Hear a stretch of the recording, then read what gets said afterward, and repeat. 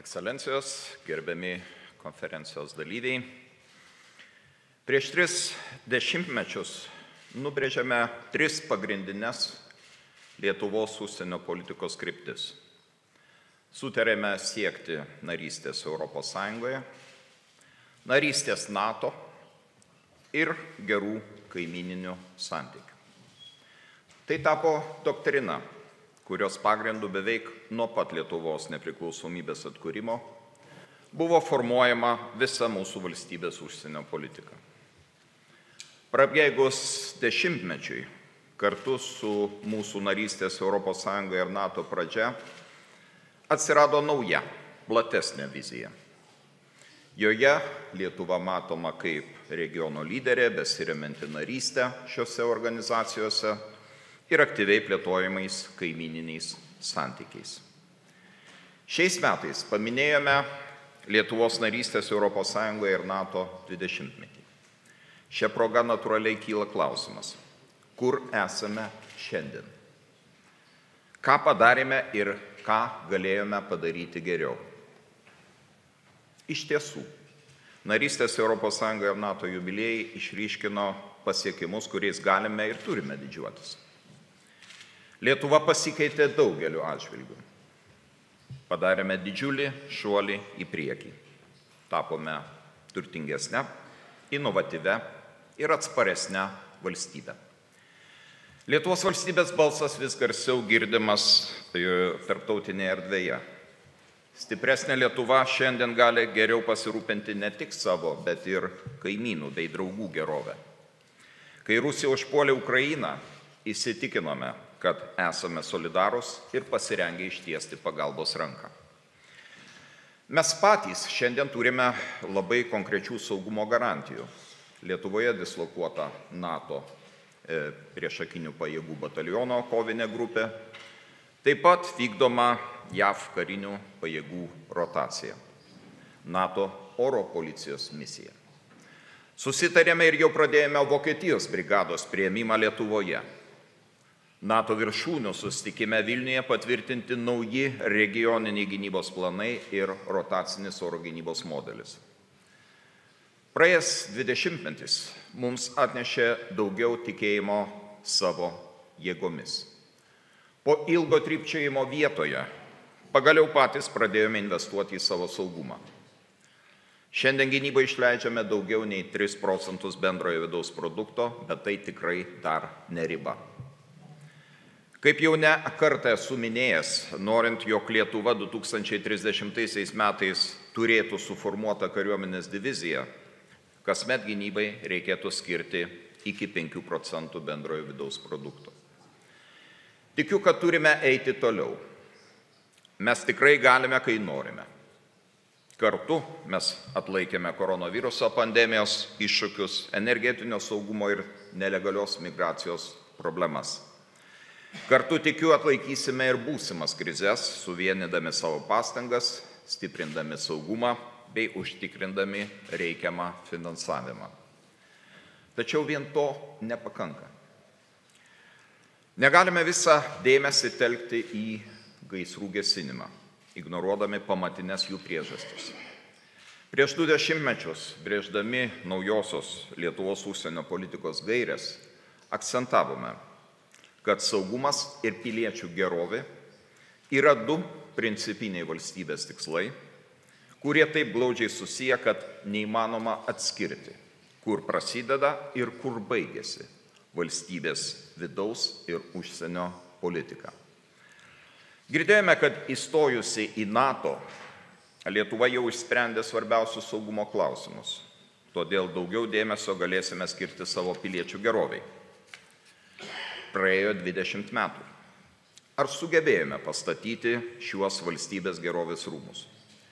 Pastaruosius 20 metų vijomės ES senbuvės, tačiau ar padarėme viską, kad socialinė ir ekonominė atskirtis būtų praeities klausimas? Manau, kad iki šiol padarėme nepakankamai. Ilgai buvome užmiršę ne tik gynybos finansavimą, bet ir mūsų žmonės, ypač gyvenusius ir gyvenančius regionuose. Šiandien Lietuva vis dar kovoja su pajamų nelygybė. rimta problema išlieka dideli skirtumai tarp šalies regionų.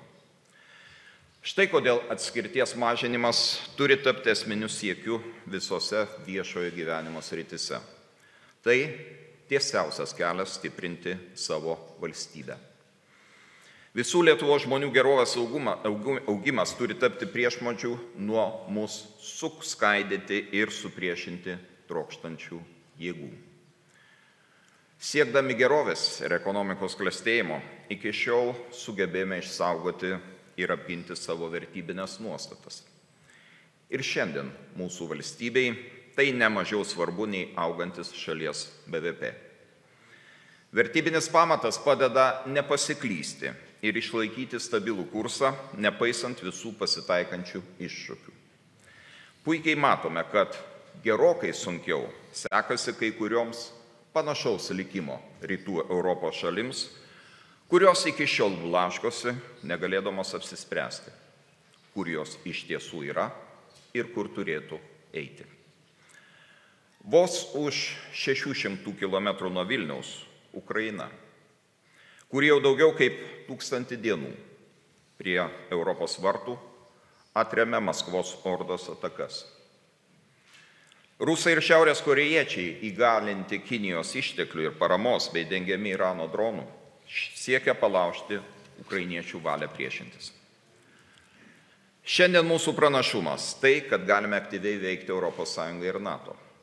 Privalome toliau rodyti pavyzdį, didindami gynybos išlaidas, telkti sąjungininkų ryžtą ir pastangas padėti Ukrainai, kurios kova suteikia mums daugiau laiko sustiprinti savo saugumą. Akivaizdu, kad vidutinėje ir ilgalaikėje perspektyvoje Rusija kels didžiausią grėsmę mūsų saugumui. Jau dabar Maskva nesislėpdama vykdo hibridinį karą prieš mus ir kitas NATO valstybės.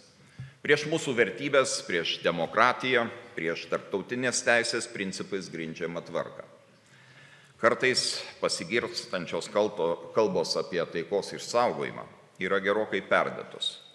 Būtina atremti čia ir dabar, realių laikų, vykdomas Rusijos atakas.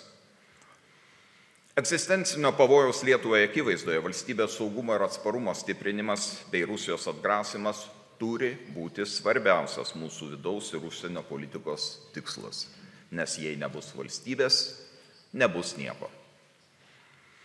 Gerbiamieji, šiandienos iššūkiai lemia, kad negalime viso dėmesio sutelkti vien tik į savo pajėgumų stiprinimą.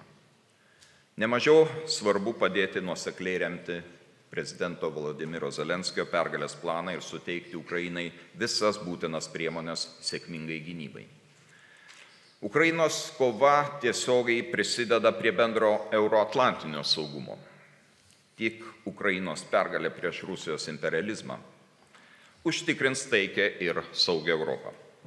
Bandymai spausti Ukrainą dėrėtis nepalankiomis sąlygomis, atsisakant suvereniteto ir NATO saugumo skėčio, prieštarauja deklaruojamam taikos siekiui. Karą galima laimėti tik laisvajam pasauliui suvienijus pastangas didinti paramą. Įgyvendinti savo įsipareigojimus ne tik mūsų moralinė pareiga, bet ir strateginis saugumo interesas.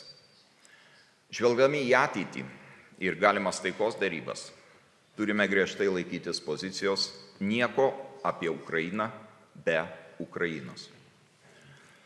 Bendros pastangos Ukrainoje turi atnešti aiškių rezultatų karo lauke. Daugiau ilgojo nuotolio ginkluotės padės naikinti agresoriaus puolimo pajėgumus jo paties teritorijoje. Karių mokymai Ukrainoje arba arčiau Ukrainos sienų padidins ukrainiečių dalinių pajėgumą. Įsigijimai iš Ukrainos gynybos pramonės sutrumpins tiekimo grandines, didins jų atsparumą ir padės geriau apginkluoti ukrainiečių karius. Prie to prisidės ir įšaldyto Rusijos turto perdavimas Ukrainos gynybos pramoniai remti. Lietuvos dvišalė parama Ukrainai nuo karo pradžios jau pasiekė 2 procentus bendrojo vidaus produkto arba 1,5 milijardo eurų. Lietuva planuoja kasmet kariniai paramai Ukrainai skirti ne mažiau kaip 0,25 procentai bendrojo vidaus produkto. Nebejoju, kad galutinė Lietuvos parama bus dar didesnė, gerokai didesnė. Šiandien Lietuva taip pat tvirtai remia Ukrainos siekius tapti NATO nare. Tai sukurtų tvirtą alijanso gynybos ramstį Rytų Europoje ir dešimtmečiams įspręstų Europos saugumo architektūros klausimą. Mums visiems reikalinga stipri Europa, skirianti pakankamai dėmesio gynybai ir saugumui, taip pat stiprinanti savo sienų apsaugą. Gynybos pramonės spartus vystymasis žada atnešti pridėtinės ekonominės vertės taip pat.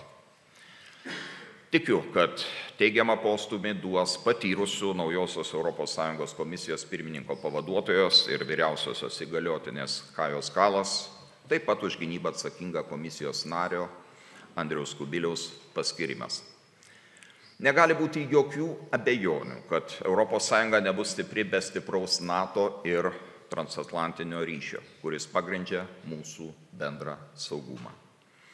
Jungtinių Amerikos valstijų įtaka ir lyderystė išlieka esminė pasaulio tvarkos, grįstos demokratinėmis vertybėmis, saugumu ir teisingumu išlikimo sąlyga. Todėl aukščiausios strateginės svarbos prioritetas Lietuvai visuomet buvo ir bus ryšiai su Jungtinėmis valstijomis. Lietuva buvo ir bus stiprus transatlantinių saitų ir jų nepakeičiamumo rėmėjas. Padarysiu viską, kas nuo manęs priklauso, kad Jungtinių Amerikos valstijų prezidento Donaldo Trumpo dėmesys Lietuvai ir mūsų regionui nemažėtų. Nebejoju, kad nepertraukiamas Jungtinių valstijų karinių pajėgų buvimas Lietuvoje išliks stipriausias ir patikimiausias atgrasimo veiksnys. Atėjo laikas veikti. Dirbdami su naujaja Jungtinių Amerikos valstijų administracija turime susitelkti į keletą svarbiausių uždavinių. Pirma, būtina užtikrinti stiprų ir tvarų transatlantinį ryšį. Prieštaringi signalai ir žinutės, ypač apie ES veikimą atskirai nuo Jungtinių Amerikos valstijų, mums gali tik tai pakenkti. Antra, kartu su kitais europiečiais turime sutelkti savo visapusę paramą ir pajėgumus, kad galėtume ne tik pasipriešinti Rusijos agresijai prieš Ukrainą, bet ir pasiekti pergalę. Amerika čia turės atlikti esminį vaidmenį. Trečia, privalome reaguoti į ryškėjančias naujos blogio ašies Rusijos, Baltarusijos, Kinijos, Šiaurės Korėjos ir Irano grėsmę. Tvirtai remdami Jungtinių Amerikos valstijų pasaulinę dienotvarkę, taip pat ir Indijos bei Ramiojo vandenynų regionuose. Norėdami įgyvendinti šios uždavinius, turime nelaukti, o daryti dabar. Pirmiausia, tai reiškia sąžiningą naštos pasidalymą. Būtina didinti Europos gynybos išlaidas ir pajėgumus, išlaikyti karinių pirkimų lankstumą, gerinti ES ir NATO koordinavimą ir vengti pastangų dubliavimo su alijansu. Be to, turime pabrėžti mūsų sąjungininkams anapus Atlanto, kad jų karinė ir kita pagalba Ukrainai gyvybiškai svarbi. Svarbi ne todėl, kad Europos parama neva per maža, o todėl, kad su Amerikos pagalba galime nuveikti kur kas daugiau. Siekdami atsverti besiformuojančių diktatūrų blogojo ašį, privalome išlaikyti principingą poziciją. Būtina siekti vienodos ES ir Jungtinių Amerikos valstijų NATO valstybių pozicijos dėl Kinijos. Laikantis NATO viršūnių susitikime Vašingtone sutartos formuluotės, kad Kinija tapo svarbiausia Rusijos karo prieš Ukrainą įgalintoje. Galiausiai turime glaudžiau bendradarbiauti su kitomis demokratinėmis valstybėmis ekonominė ir technologinio saugumo srityse. Bendra darbotvarkė šiose srityse labai svarbi siekiant užtikrinti, kad Jungtinės Amerikos valstijos ir toliau bendradarbiautų prekybos ir technologijų klausimais. Gerbiamieji, ambicingi mūsų tikslai neišvengiamai remiasi santykių su kaimynais perspektyva. Tik veikdami kartu ir kalbėdami vienu balsu galime pasiekti geriausią rezultatą.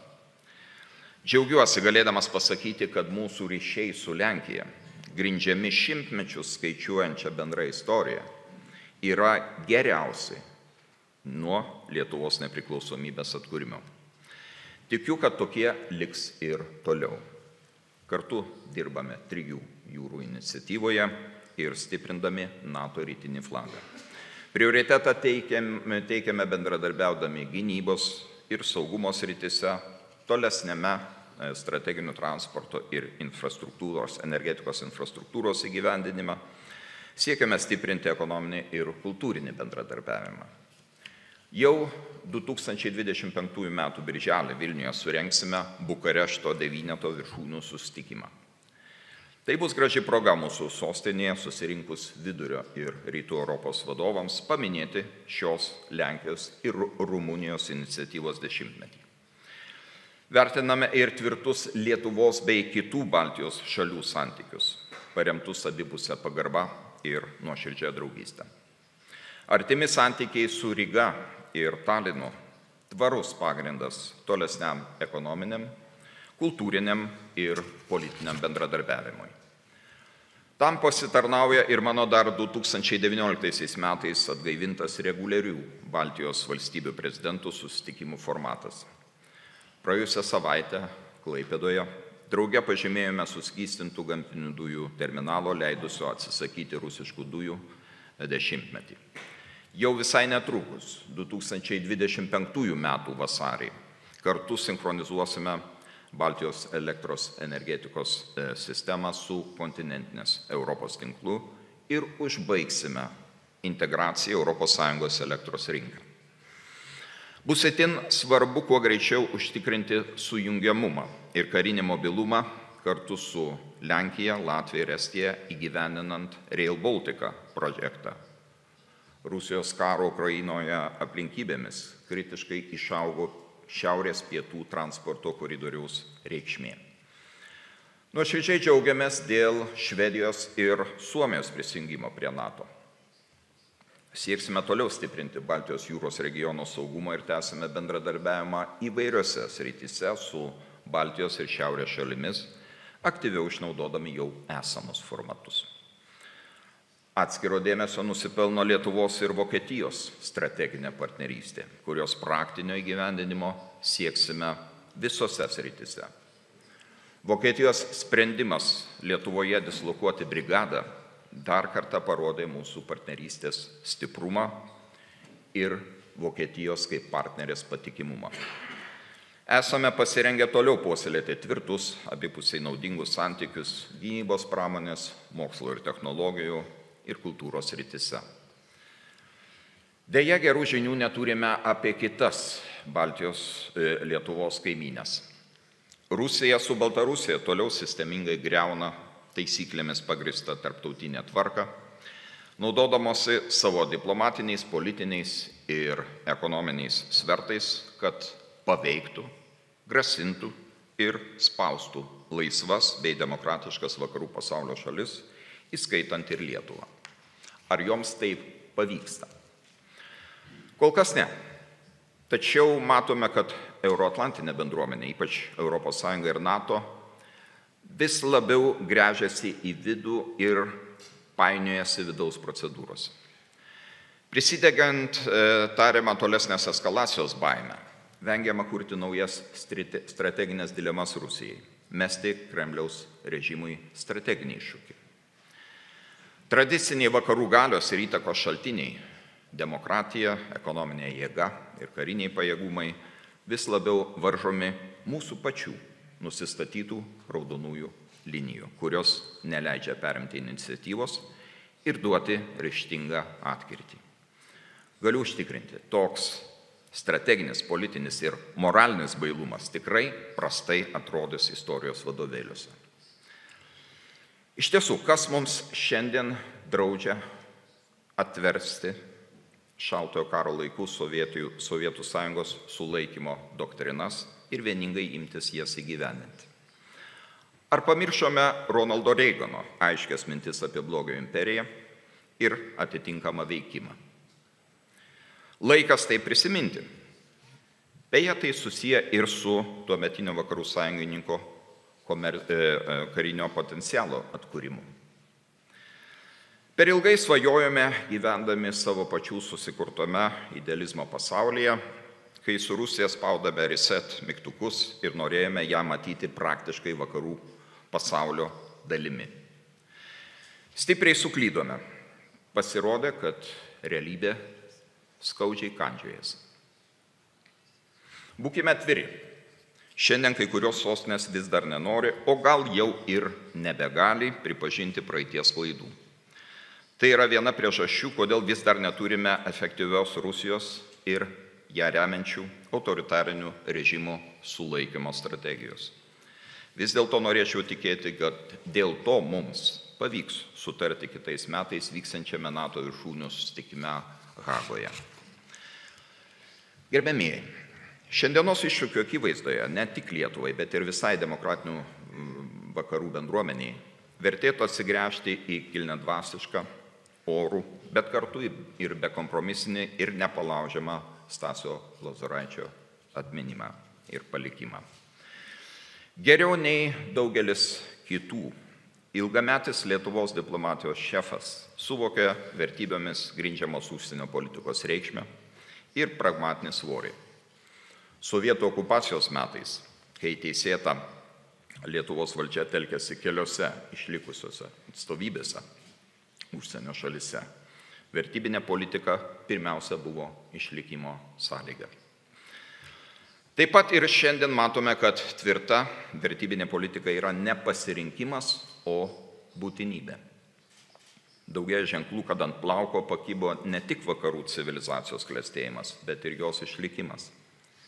Augantį spaudimą mūsų demokratinėms vertybėms galime atremti tik išlaikydami paramą demokratijos plėtrai už mūsų sienų.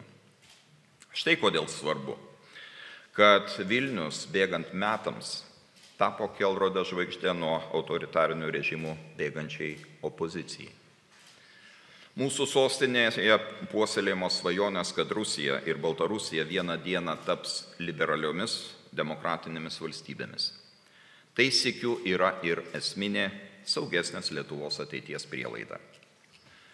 Esu tikras, kad šiuo keliu ir toliau tvirtai žengsime, kad išliktume teisingoje istorijos pusėje. Tegul kiekviena demokratija, laisvė ir pamatinės vertybės ginanti šalis Lietuvoje randa patikimus sąjungininkus ir artimus draugus. Ačiū už dėmesį.